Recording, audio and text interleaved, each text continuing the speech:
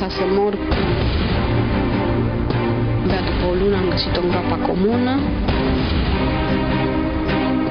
S-a blocat la orizontală și dintr-un singur foc a ucis 4 oameni.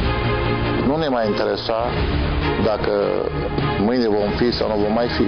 Nici nu știam dacă să plâng și să râd de bucurie. Noi tot am sperat că poate va fi stăpânită. Pentru copii. Pentru...